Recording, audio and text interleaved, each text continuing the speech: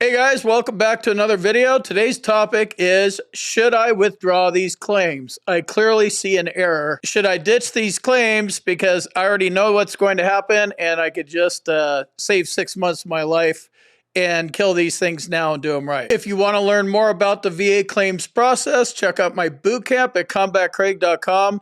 And if you need medical evidence, hit up my med team. There's an email address in the description. So here's a scenario. A veteran went to the DAV, which is a VSO, Veteran Service Officer, asked questions about a claim that was denied and wanted to file a supplemental claim.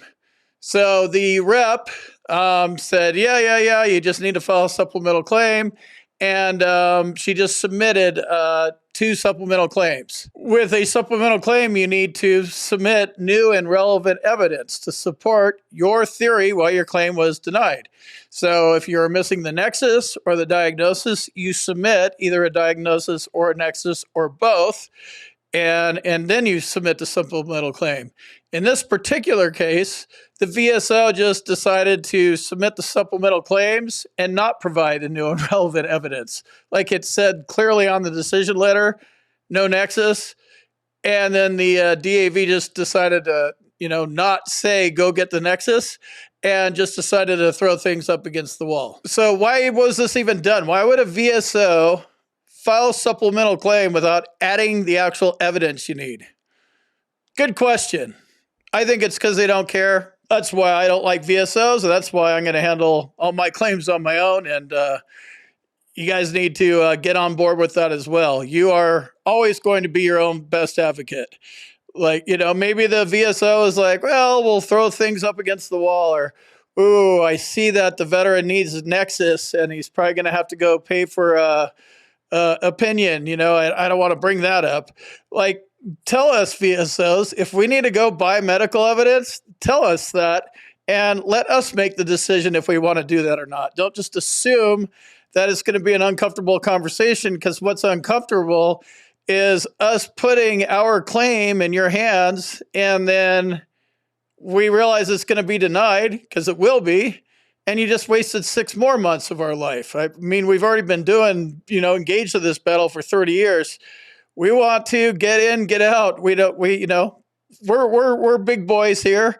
If we need medical evidence, just tell us that. But they don't. So now the veteran's asking, do I get the nexus before I go to my C&P exams?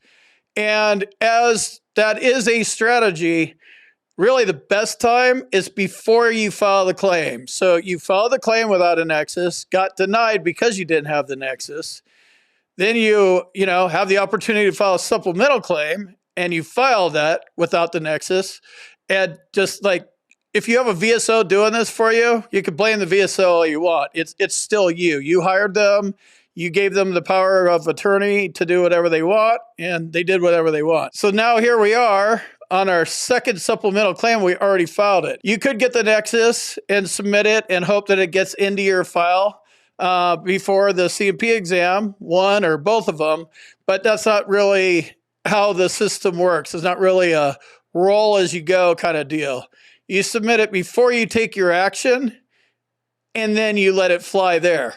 So most likely, this claim is going to get denied, and since there was nothing that was actually new and relevant, you're going to need to file another supplemental and include the nexus this time.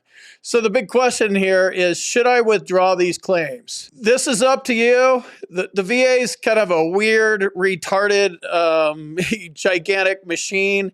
You throw in things that they're not used to, you might short circuit them more than they already are. You've been dealing with the VA, you know what I'm talking about. So what would I do in this case? I would withdraw these claims. I already can see that I'm just going to be wasting 6 more months of my life. Tick-tock. I mean, I'm not going to live forever. I'd withdraw these claims, make sure they get squished, and then file another supplemental and include the nexus. That's what I would do. You can withdraw a claim anytime you want. If you see a VSO doing something squirrely like this, make sure you revoke their power of attorney first and foremost, because if you don't do that, you could be doing things or think you're doing things, and your VSO's over there still has POA over you.